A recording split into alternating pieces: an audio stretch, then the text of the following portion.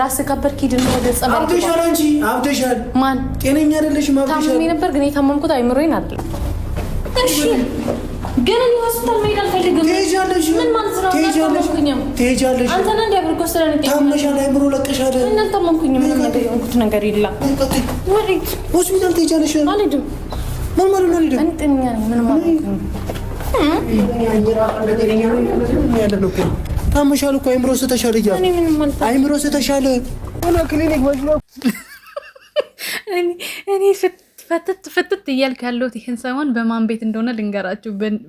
በነሄሉ ቤትና በነሄፋ ቤት ነው። የምር ራሴን ፈታ እያደረግ ያለሁ። ሌላው ቤት ጦርነት ነው።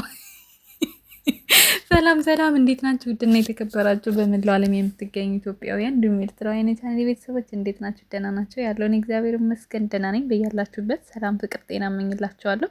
ፈጣሪ አምላክ ሀገራችንን ሰላም እንዲያደርግልን፣ ህዝባችን እንዲጠብቅልን ሁላችንም በየሃይማኖታችን እንጸልይ ያልኩኝ ይህን ቪዲዮ ስትጀምሩ እንደተለመደው ላይክ፣ ሼር፣ ሰብስክራይብ በማድረግ ሰብስክራይብ ስታደርጉ ደግሞ ኩታን በመጫን ቤተሰብ ተሆኑ ዘንድ በአክብሮት እየጋበዝኩ የተሰማችሁን ሀሳብ አስተያየት በኮሜንት እንድሰጡኝ እያልኩኝ ከትናንት በቀጠለው እንግዲህ በኤፋ ቤት ተለቆ ነበረ ቪዲዮ ማታ ማለት ነው።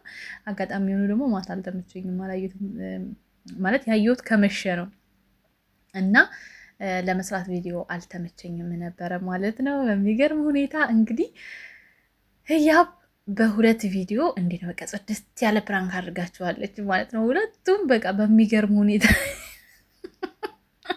ልታጨልላቸው ትንሽ ነበር የቀራትና ይሄ በቃ ጽድት ያለ እጥር ምጥን ያለ ምርጥ ፕራንክ ነው። በአንድ አይዲያ ሁለት ቪዲዮ የሚገርም ነው።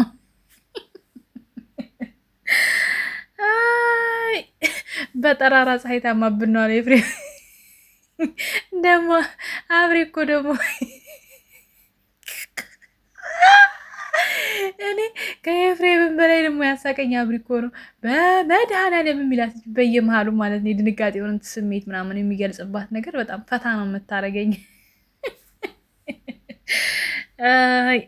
ብቻ እኔ ለማንኛውም ፈታ እያልኩኝ ዘና እያልኩኝ ያለሁበት መንገድ ያለሁበት ወቅት አሁን ሁለቱ ቤት ነው እነ ሄሉ ቤት እና እነ ኤፋ ቤት እና በዚሁ ቀጥሉ። የሌላው ጦርነት እስከሚያበቃ አደራችሁ ምንም አይነት ጦርነት እንዳታመጡ ማለት ነው።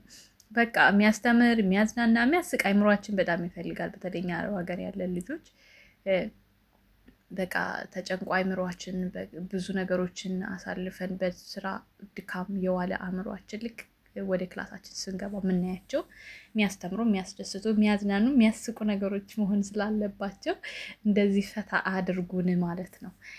ደስ በሚል ቪዲዮ ኑልን። በእርግጥ እነ ኤፋ ቤት እስካሁን ድረስ እንደዚህ የወጣ ነገር አይቻል አቅም እውነት ለመናገር ሁሌ ፈታ ነው፣ ሁሌ ሳቅ ነው፣ ሁሌ ጨዋታ ነው። ደስ የሚሉ ነገሮችን ነው የምናይበት። በዚሁ ቀጥሉ። በነገራችን ላይ ከአንድ ጠንካራ ወንድ ጀርባ ጠንካራ ሴት አለች ይባላል እና እንግዲህ ለኤፋ የተሰጠችው ግራ ጎን ያብዬ በጣም የተረጋጋች ጎበዝ፣ ጨዋ የልጅ አዋቂ ስለሆነች ነው። ግን ኤፋ ቶሎ ሰርግ እንፈልጋለን። ይሄኛው አሁን እየኖራችሁበት ያላችሁበት መንገድ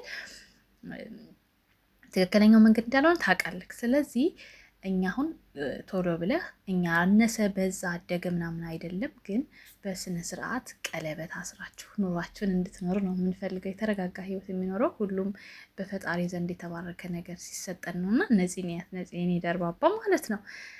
አይተሃል እህት እንዴት እንዳገባች እንዴት ከቤተሰብ ተመርቃ እንደወጣች ምናምን አውቃለሁ። ኑሮ በዚህ ሰዓት ከባድ ነው።